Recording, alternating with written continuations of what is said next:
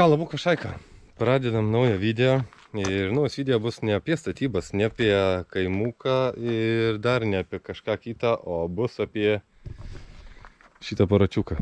Tai susipažinkit su mano nauju Winterbeateriu, Dailycaru ar kažkokiu tokiu. Kodėl sakau Dailycaru? Nes jis turi technikinę. Tai ką turim? Turim 2 litrę kregždę su tėchu, sedaną, juodą, su va tokiom nuostabiom markom, su tokiais va nuostabiais fenderiais, su va tokiu nuostabiu kapotu ir dar milijonų visokiausių defektų. Tai kodėl aš ją turiu? Tai pardaviau savo žieminę mašiną, Kem 6 kupą. Kas matėt, kas nematėt, tai ten porą video atgal tikrai rasit jį, kaip aš ką su juo dariau. O su kregždė, ką darysiu, tai paliuomu faktas, kad bus driftui, žieminiam, kol kas tai tikrai, nes nebeturėsiu su kom važinėja žiemą, tai reikės kažką su jie suburti. Tai šiandien realiai daug noriu padaryti, bet asmeniškai nedaug laiko turiu, kaip visada, tai pradėsim nuo to, kad pečiuko radiatorių reikia išsimti, kad užsisakyti naują, nes leidžia. Ir galbūt vieną arką šitą kažkurią galinę arba priekinę, nu ne, galinę kažkurią, tai gal išeis suremontuoti, nes turiu nupirkęs remontinės arkas po 11 eurų. Remontinė arka, tai pigesnio varianto tikrai nebus. O šiaip galim trumpai apibėgti aplink mašiną. Ką turim? Tai turim va tokį va saloną. Turėtų būti irklai, bet irklų net panašumo nėra, kad čia jie buvo. Nėra fiksatorių va tokių va. Turim va tokias va nuostabias kabančias lubas. Saloną kažkada odinį buvusi. Sportinį vairą. Shifterį kažkokį ale. Nu šiaip, daug milijonų niuansų. Kodėl aš ją nusipirkau? Nusipirkau vien tik dėl to, kad visų pirma sedanas, 2 litrai dokumentuose ir su technikiniu. O ką tai reiškia? Kad galima dėti 6 cilindrus, kitus, sakykime, 2.5, 3 litrai, ar emkę, ar kažką tokio panašaus. Ir dėl to nebus problemų, kad pereit technikinį. Tai planas kol kas susitvarkyti, kad jinai būtų eksploatuojama. Nes, sakau, ir va tokiom va arkom, ir radiatoriaus, pečiuko radiatorium kiaurų važinėti ne kažką, nes antifrizą nelabai ten lygiai, labiau gal vanduo. Iš karto užtraukė langą, jungus pečiuką, tada ten įskriokė ūžė visas, nu nesmė. Turim daugybę niuansų, kurios reikia susitvarkyti, kad būtų galima važinėtis, kol geri orai, kodėlgi ne. Kaip ir sakiau, pradėsim nuo radiatoriaus pečiuko. Tada reikia susižiūrėti, ko duslį reikia, nes turim duslę. Jeigu šiandien užsivarysim duobės, aš jums parodysiu, kokia ten duslė yra, tai tikrai suprasit, ką aš turiu omeny, nes ten, nu, tragedija. Tai kol kas tiek, einu, aptvarkau Dominiko kompaktą, kuriam nusuktas pusašis, tada išvarysiu jį ir galbūt įsivarysiu kregždę. Ir parodysiu daugiau kas, kaip, kur, ką iš jos apačios. O šiaip, laikas, subscribas. Ir jeigu patinka tokį video labiau su mašinom, tai būtinai parašykit komentarą. O jeigu ne, tai pažiūrėkit bent jau iki galo. Kągi, Dominiko kompaktas pakeltas. Neturim, o čia flenčo. Nu, kas žinot, kas nežinot, va šitas daiktas prisisuka. Kodėl nesivariau ant duobės? Nes greičiau pasikelt galą ir pusę šitą flenčą išsikalt. Tai kamerėplės buvo. Buvo atlaužyti flenčas, buvo atlaužyti pusašio varžtai. O taip va, visi va 6. Tai išsigražiau, su va šitais va išsikaliau ir viskas tvarkoj. Tai turim dar Kem 6 mažą pusašį. Realiai varžtus reikia patikrinti, ar tinka. Jeigu tinka, statau flenčą, imu varžtus šitos. Susku viską, bam, sukalu ir jeigu viskas tinka 15-20 minučių bėgi, kompaktas išvažiuoja. Tada varom kregždę ir lupam pečiuko radiatorių lauk ir susižiūrim, ko man reikia duslintuvui, kad pasidaryti. Varom turbūt. Tai pasirodo labai čia viskas paprasta. Va. Iš to ant pusišio. Šito va. Viskas puikiai tinka. Pasidedu kamerą, kad kažką nufilmuot. Ir jam susuksim visus pusišius varžtus. Kągi, kompakto garažo jau nėra. Prisivariau kregždutę prie garažo. Tai dabar, ką man reikia pasidaryti? Reikia nusiimti šitą plastiką. Ir va ten man kažkur. Čia va turi būti salono pečiuko radiatorius. Tai bandom kažkaip čia jį iškrapštyti. Kapotą atsidaryti vadinasi reikia. Max specialus įrankis. Matė tokį atidarimą kapotą.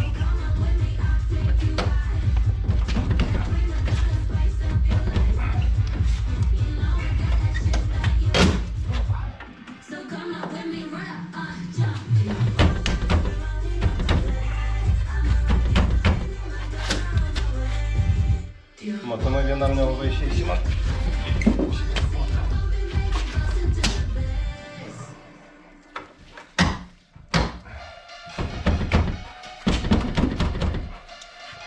Nu fucking. Pradėjom dienos top 3, antradienio dienos top 3 ir trečioje vietoje Blackpink su kūriniu Jam. Beje, po praėjusios savaitės ir mūsų top 15 matau, kad pakilo į 5 vietą. Labai kviečiu apsilankyti pavyzdį treito.lt, patiem pačekinti, kaip atrodo tas atsinaujinęs topas. Tikrai naujienų, žinokit, nemažai ir pirmoji vieta taip pat yra pasikeitusi nuo praeitos savaitės, tai galite patys nubėgti greitai mūsų internetinius namus ir pasižiūrėti, kaip ten dabar dalykai atrodo. Šiandienos antroje dienos top 3 vietoje yra taip pat naujas kūrinys mūsų top 15, 10 vietoje įsitaisęs. Jeigu balsuosi daugiau, tikrai gali kilti ir šią savaitę. Ir aš kalbu apie sugrįžusių duetą Lila ir Inominę. Nu, arba atitrauksiu kapotą karočią, arba kažką padarysiu. O? Ne?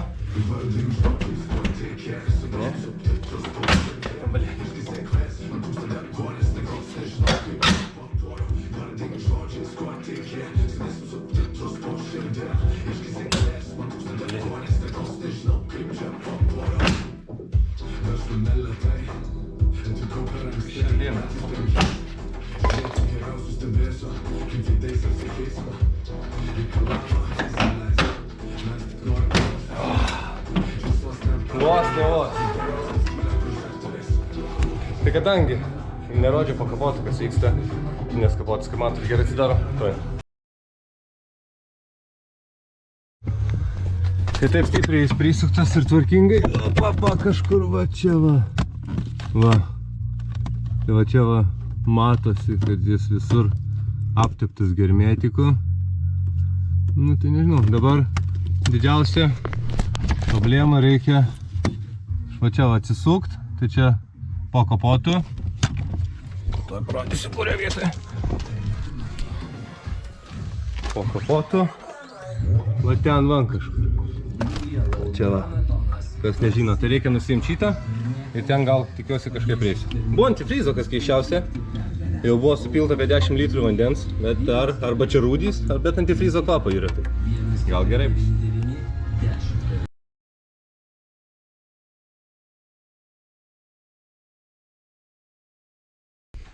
Tai po kapotų ką turim?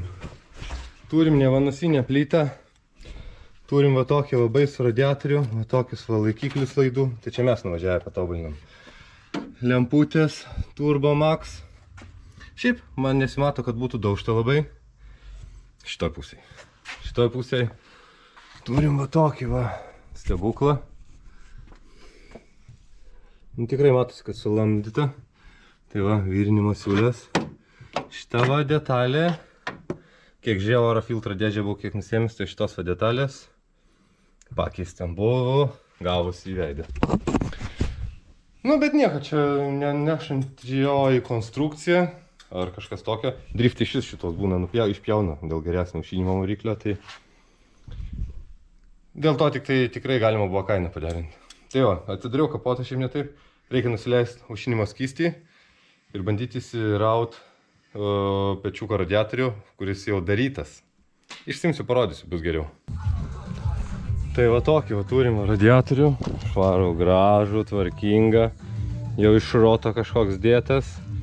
Tai va čia, kiek matos, visur šlapia, purvina ir va čia va, nu, paaugęs jis visas toks. Nu, tai reikia užsakyti naują, ties čia, tada šitą va plastiką, germetikai, visokį, viskas. Labai tvarkingai, labai fainiai.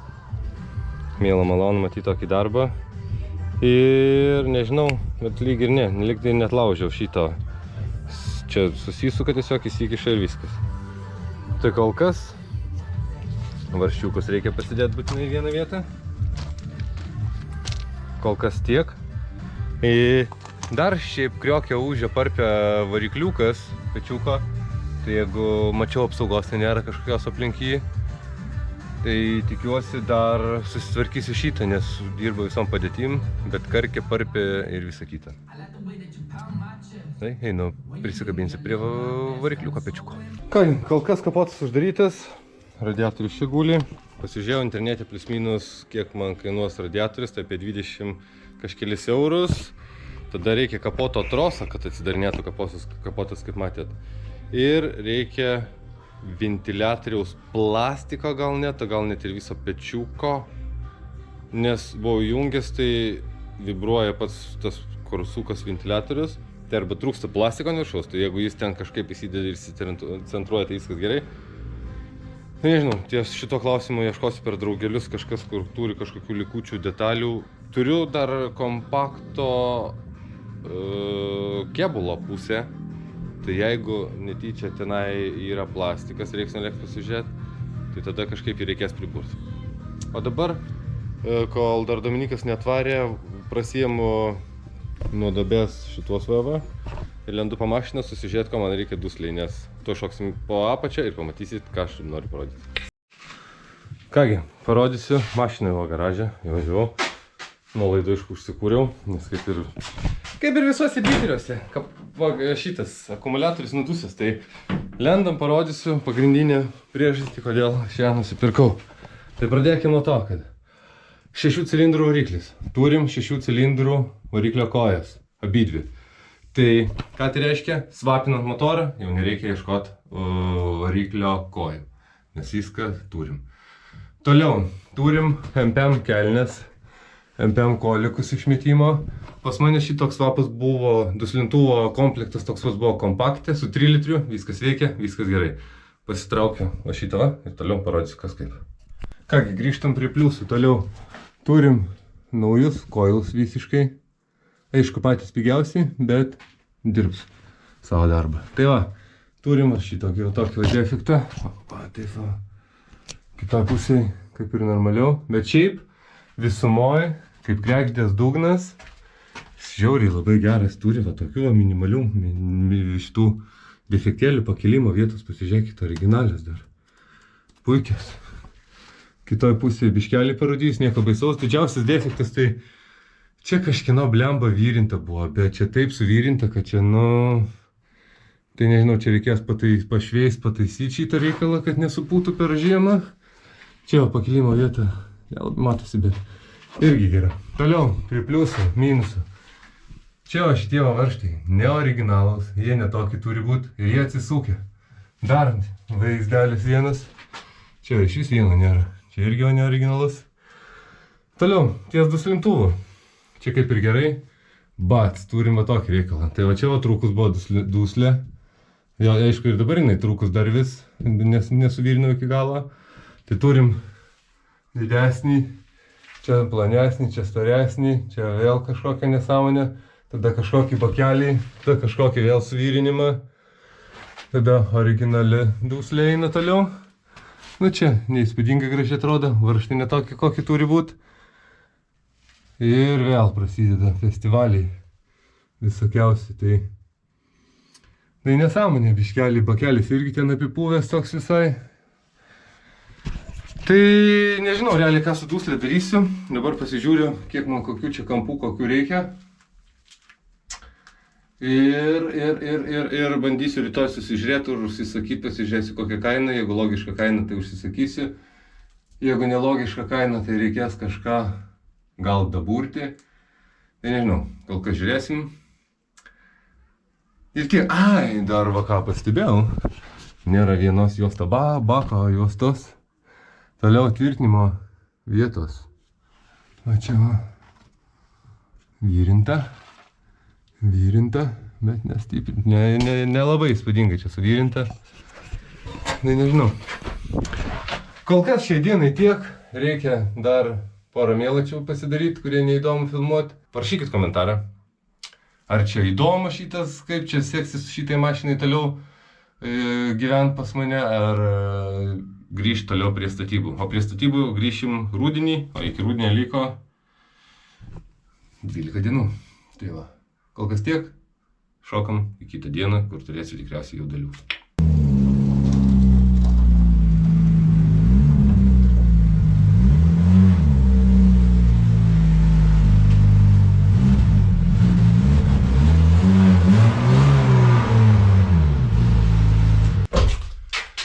Ką tai sveiki atvykę į kitą dieną garažo, tai šiandien ką darysiu. Ne šitos pusės, bet bandysim ištaisyti šitą kasiaką, tuoj parodysiu. Tai paėmiau dabar jau šitos pusės, kurios reikia remontinę arką, tai jos yra va tiek, realiai, va tiek, realiai kiek nori. Tai man asmeniškai žiauriai gaila, kad šitos arkos išpjauta, nes jos palyginus, gero stovio. Tai ką noriu su jom aš pasidaryti? Noriu užsidėti dar 1,5 cm rastavkę čianai ant rato, kad ratas biškį plačiau stovėtų ir man pasidaryti taip arką, kad man jis daugiau niekada nekliūtų. Ir jeigu ir drifte važiuosiu, kad tiktų, nes noriu, neiššokti labai su jos išvaidos pokyčiais visokiais, tai maksimaliai greitai ir paprastai reikia suktis. Tai tiek kol kas. Matomai reikia nusimti bumperį arba bent jau atitraukti stipriai, pjaustytis, užsidėti rastavkę ir pjaustytis, žiūrėtis, kaip čia kas kur tinka. Tai šokam, manau, į timelapsą dabar ilgesnį.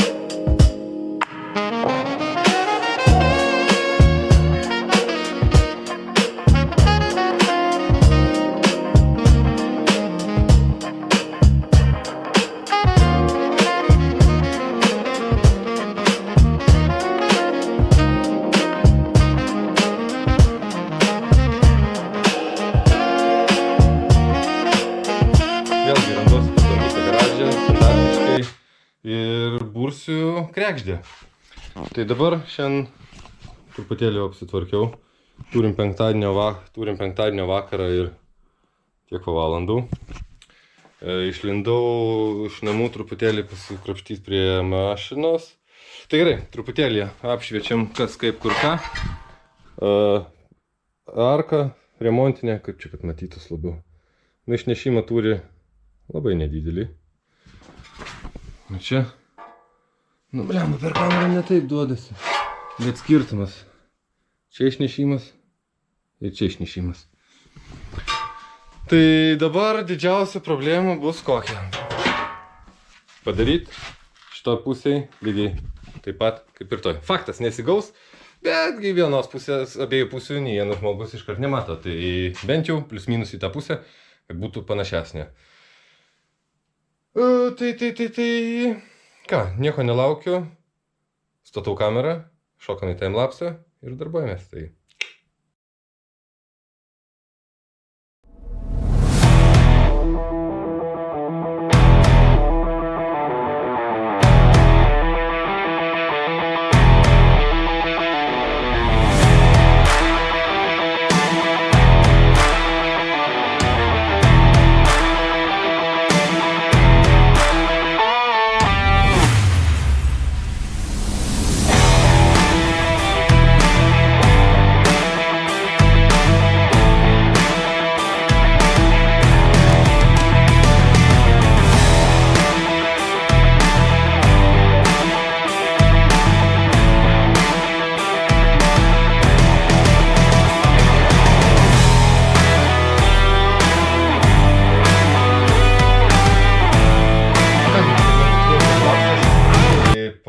Apšviesiu truputėlį, ką padariau.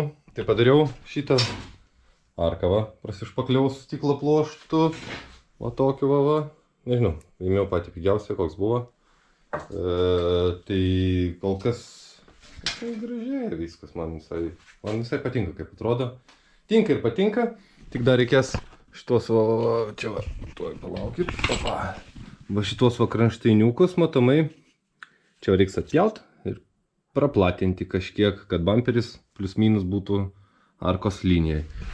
Ties šitą arką apsipjauščiau arką, čia susivyrinau, kaip matėt, tarpelius, prasišveičiau ir dabar šoksiu vyrinti.